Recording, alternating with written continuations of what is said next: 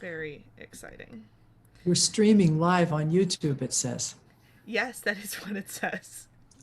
It's real. We're doing this. It's, Millions and millions of people can watch us, Krista Janis. I don't know. I know that my audience has gone down by one since you're on the show. It's okay. We'll fix it. Just wait. Just wait. I'm not too worried. Yes. Okay, now that I've muted the YouTube, because otherwise my brain would break. Uh, what? Your mother thinks you're funny.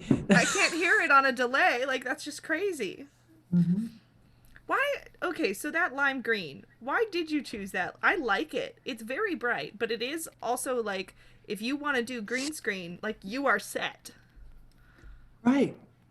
Is that why you chose it? No, I chose it because I love nature. And it was the closest I could get to bringing Northern California here. That's nice. So to start off, Mother, what's not wrong with your life? Wait, did you play the introduction, the intro? No. No, You not have yet. to play the intro. No, I feel do left this part out. first. I do Oh. this part first. Oh, right. Okay. What's not wrong with my life? I have an amazing, talented daughter named Krista Janis Simonis, and I have an amazing, talented daughter named Julia Rose Simonis. That's what's not wrong with my life. That's pretty good. You would not believe it, but Siri is now talking to me, asking me if I want to remember that you're both my daughters. Oh, well, you should tell her yes. Yes. And with that, I will play the theme song. See, I told you we would get to it. Okay, let's do this. Okay. Here it goes, I think. Why is it not going? Because it's that kind of day. Come on, man. Go. There it is.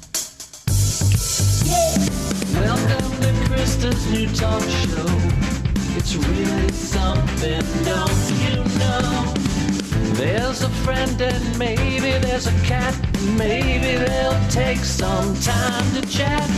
Her mother thinks she's funny. Her mother thinks she's funny. Her mother thinks she's funny. And maybe you will too. Are you ready for this? That is so It's the theme cute. song. Thanks, Yes. Mom. The green screen work is not as good as the green screen work I did when I did just me explaining all of Jane Eyre for a project. I don't know if you ever watched that. It's fine. I don't think I got to watch that. It's fine. It's not that great. Okay. So today on My Mother Thinks I'm Funny, we have Celia Gagnon as our guest. She is an art therapist, a Buddhist, and of course my mother. Mother, thanks for being on the show. Thank you. Thank you. Thank you. You're welcome. So I ask people about their moments, right? And I warned you earlier that I would do this. So Thanks what for is the your warning. Yeah, what is your moment you may have had? Recently. Ideally, but Since COVID started. Sure. My aha moment Uh-huh.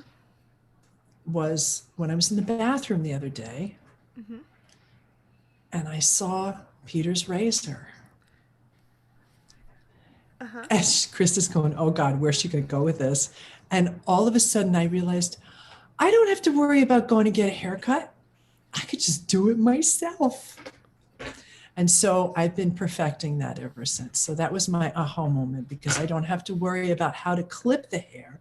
I can just razor the hair. And then I have to talk to Julia, your sister, about how to maybe even do some designs if I really want to get wild. So that was my aha moment.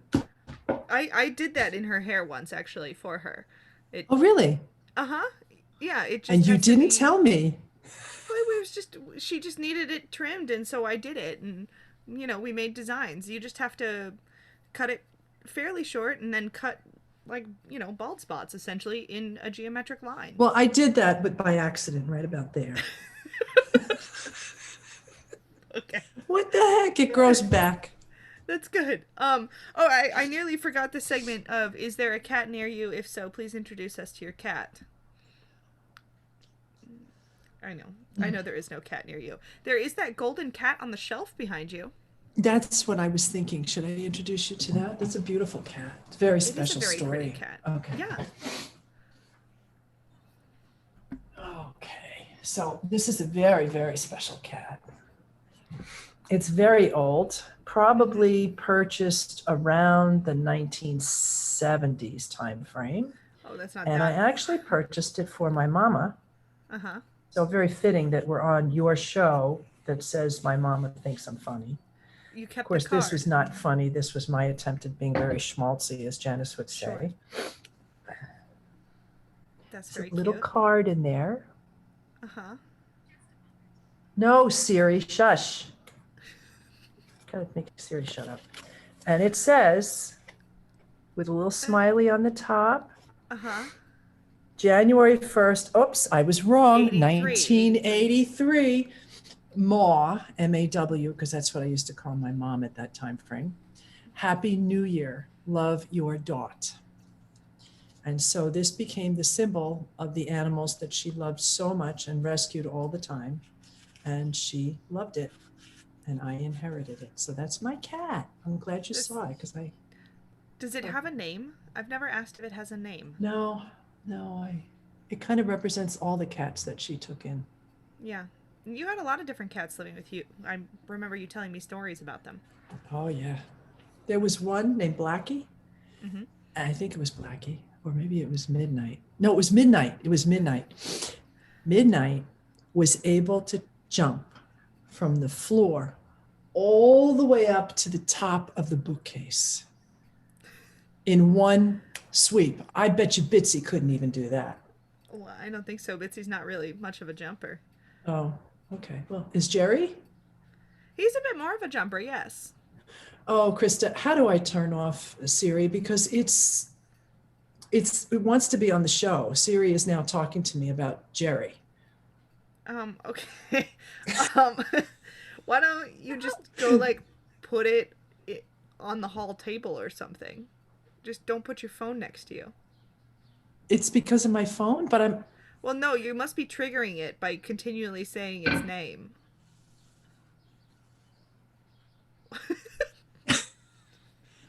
I did not say the S don't know. word. I don't know. All right, we'll decode that later. Okay. I don't want you to All run right. out of time. There's no set time frame.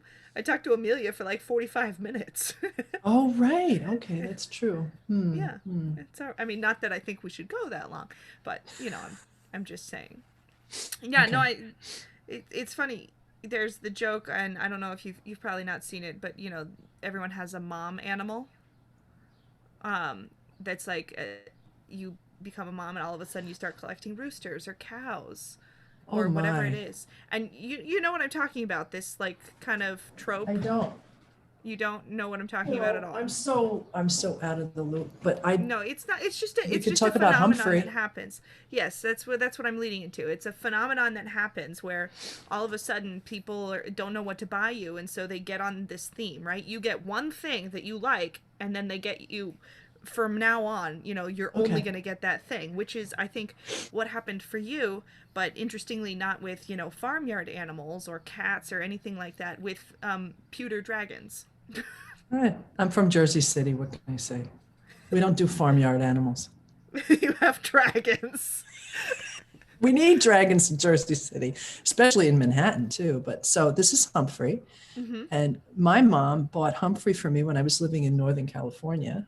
Mm-hmm. And he's just so cute because he's like a powerful dragon, right? Like, that when he stands up with that long tail and these big wings, he could really take off and do some damage if he wanted to, right? Uh-huh. But he's also holding this little crystal ball. So it's Right. like he's very spiritual too. and very kind and gentle. And of course, if this wasn't enough, then your father decided that Right. it might See, be then kind that's of what I'm fun. saying. Yeah, people started then buying you these pewter dragons. Yeah, so I might as well show them all. I think the next one was, wait a minute. I think you're missing one. You had 4. There we go. Then came Winston, right? Your daddy took you guys out shopping and bought Winston, which is very cool. Winston, you don't mess with either. Winston's like a sharp-edged kind of dragon. Like they have their own personalities, you know? Yeah. And then, I don't know where these guys came from, to tell you the truth, but that's kind of to your point, right? Right. So this one, right? I don't even have a name. And then there was this one, and you and your sister decided that these two were not quite as important as Humphrey and Winston. Then Fair. somebody bought me this one, which is so precious. That was me. That was That me. was you there. Yes. Yeah, it's a And little there's the dragon baby baby in a right in egg. there. Yeah. Yeah. It's so cute. And then I realized you were just collecting these things because people gave them to you, not because you actually necessarily wanted them. One dragon's fine. Maybe Yeah. 2. But Right. so then I said stop to everybody that said, "You want a dragon?" Right. Yeah. Then you successfully avoided the mom animal trap. Uh-huh. So- Hey, hang on one second. I think Oh. we may have a visitor. Oh, is it joke time? What? Hold on one second. What? It's your other animals that you like. Oh, this is my. Oh, sit down, dear. Oh, you don't yes, have to be now on you're- the show, but sit down for just a moment. Just sit down for just a moment. Now your mom animal is dragonflies, but that's something that you've chosen for yourself. This is true. So, as Krista just said, this is something that I've chosen for myself, whereas this is something that people chose for me, kind of, sort of. And Peter is agreeing. Good. Absolutely. He says, So- absolutely.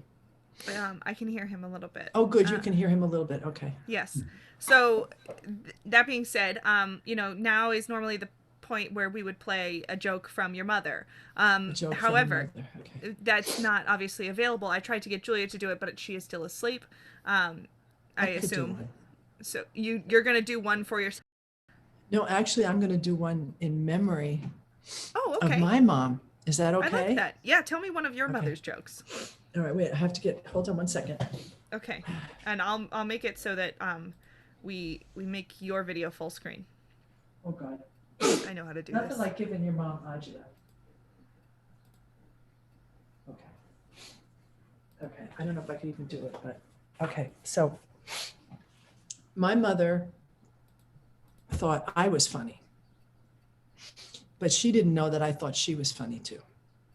And so in the evening, sometimes as I was getting ready for bed, because I was an only child and it was just me and my mom under the same roof, she would every so often, as she was, I don't know, brushing my hair or something, I would say, "Mom, I want to hear about Herman."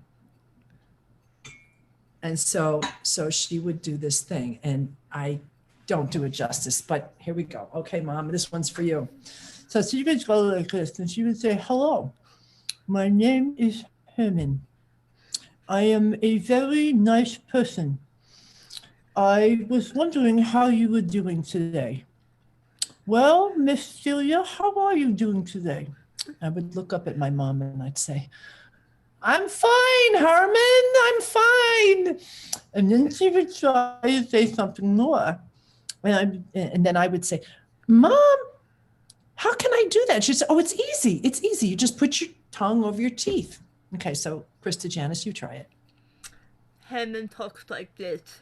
Yes, and so you see that we have a thing that is passed on from generation to generation. And maybe in the next show, we can get Julia to try it. That's a good joke. So There you your go. mother did think you were funny? At times. Did you tell jokes? Or was it just, I just never could remember jokes. Maybe in 7th grade I did, I don't know, but no. but she did, and did Janie think you were funny? Janie thought I was hysterical, but for different reasons. Now, actually, they both thought I was funny for the same reason. I used to make up my own words. And I Okay. did it without thinking about it. I would just be trying to describe something. Mhm. And then I would use a word that Uh-huh. no one had ever heard of before, that always made sense when I used it. You did this one time at Nordstrom. Tell me about that. We were shopping and we were at the counter and you used a word and I don't remember what it is. And I still have no idea whether or not it's an actual word. But you used a word and neither I nor the, person working there had ever heard of this word before, but you insisted it was a real word. And I have no idea. I have not heard of that word before or since. And I don't even remember what it was. Okay. If I start doing that again, maybe take me to the doctor. No, we'll put you in a show. That's gibberish. There you go. There's a place for me in this world. Good.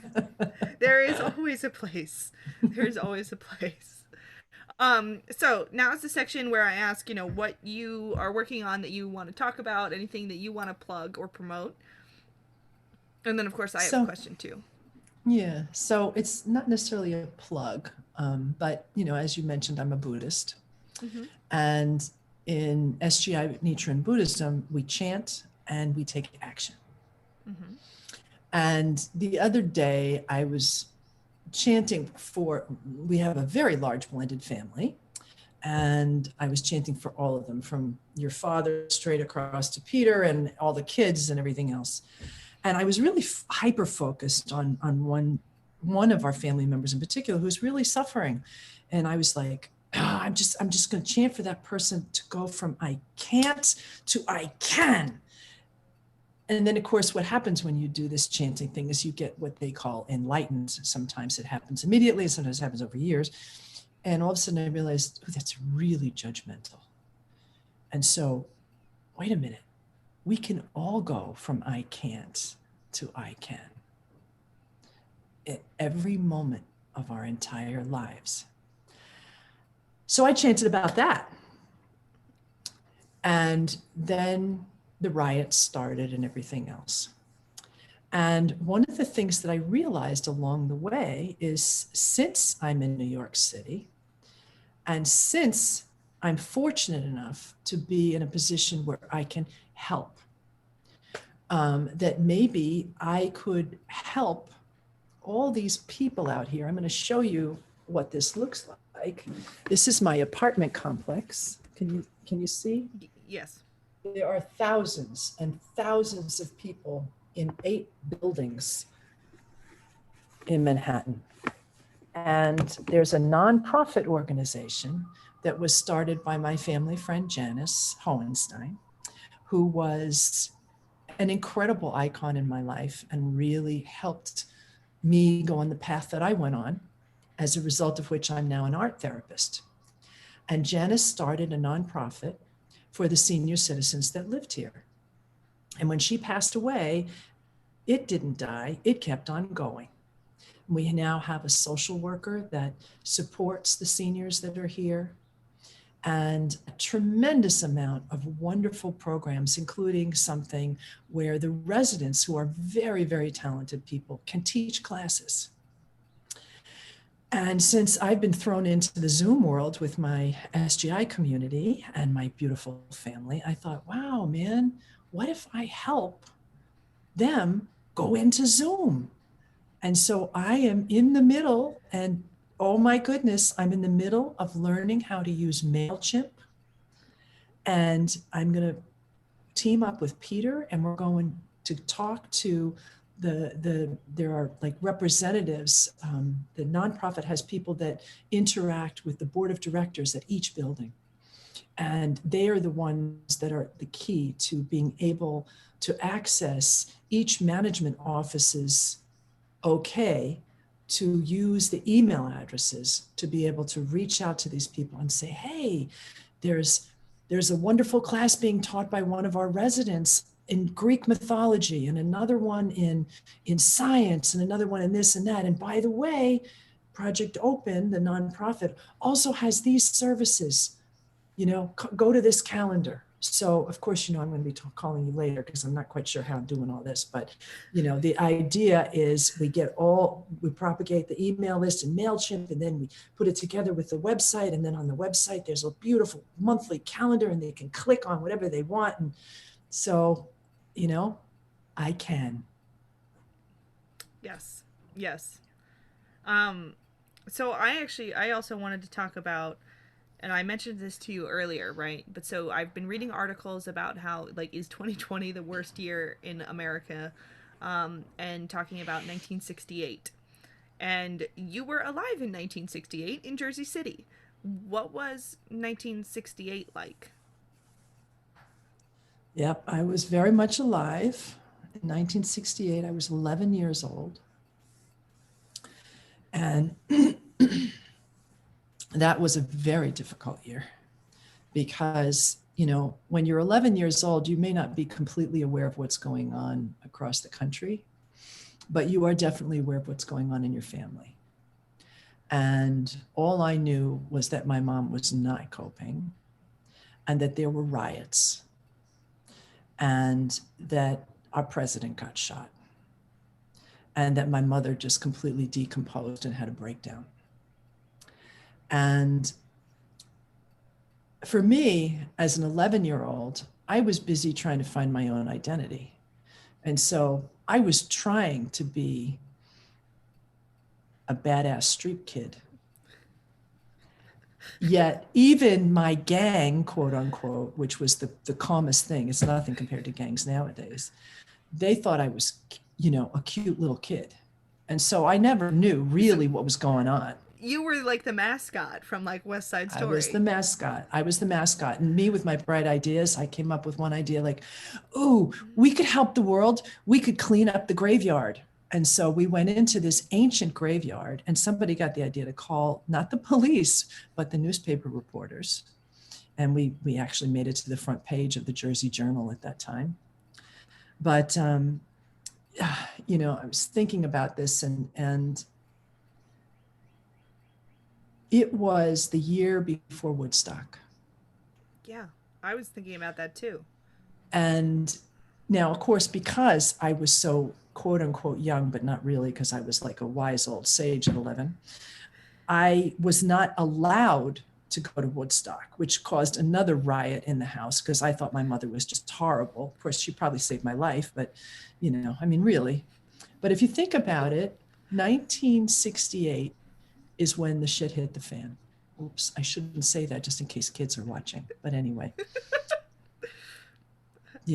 but our world fell apart. People were killed. It was just insane. We have a repeat of that now. And on top of that, we've got the fears of climate change. We've got people saying we only have 100 more years to live as a civilization anyway. And I'm so grateful I'm a Buddhist because we're always reaching for the hope. And if you look back in our history, 1969, the tide started to turn despite the hell that we had all gone through. The Beatles started talking about and singing about love, and it's still with us. It's not like I'm an old hippie. It's like you've inherited that same feeling like peace is possible. We can do this. And one of the things that happened was I realized that I needed to stand up and take charge and take charge of my life and not let my circumstances completely dominate me in a negative way, but instead believe that maybe I had something that I could give. And thanks to that, I moved to the West Coast, met your beautiful father, and had you and your sister that are the biggest gifts of my life. So for anybody that's out there listening, never, never, never give up till your last breath. Well, I was wondering how, you are a very non-violent person, I would say, to the point where being a Buddhist, Well, even before that, right? Like you abhor fictionalized violence, all of it. You can't watch it. And I was wondering if, kind of having those experiences had some impact on kind of Yeah. your perspective on violence now. You mean if that was why I have the feeling that I do about violence now? Maybe, yeah. No, I think part of it is just my DNA. I can't take noise and negativity. It's like my mother used to yell at me because she couldn't cope, and it would just like shake me. I remember your daddy and I were newlyweds, and he didn't know this yet, and he turned on the stereo one morning. We were still living in Northern California, You don't do that. and I came out of bed and I was like, I couldn't handle it. I just couldn't handle it. And he was shocked because he had no idea, but Right. it's just like, it's in my body. That plus I always feel like, if we can reach towards peace, reach towards communications, I've always felt that we're better off. And so I understand that watching a horror film, in some ways, I learned this over time, helps a person because it's never that bad. But honestly, with today's times, what kind of horror film are you going to make? It's already out there in the street. Do we really want to spend our time doing that? So, yeah, so I think it's just kind of who I am. Mm-hmm. Yeah. Well, with that, our final segment, and I feel like you've talked about this a little bit already, but is engage your impulses. What thing have you kind of impulsively wanted to do, and then you just did it? Well, okay, so you heard about the hair, and I do have to work on it because, like, the back part here is just like, I don't know. And then I missed a spot here, and so I'm going to work on that. Okay. But that was an impulse, right? I mean, I definitely Yeah. did it. I had to be on Zoom with a client like a half an hour later, and I was like, I can't stand this. Okay, so I did that. But and the other, I don't know. I mean,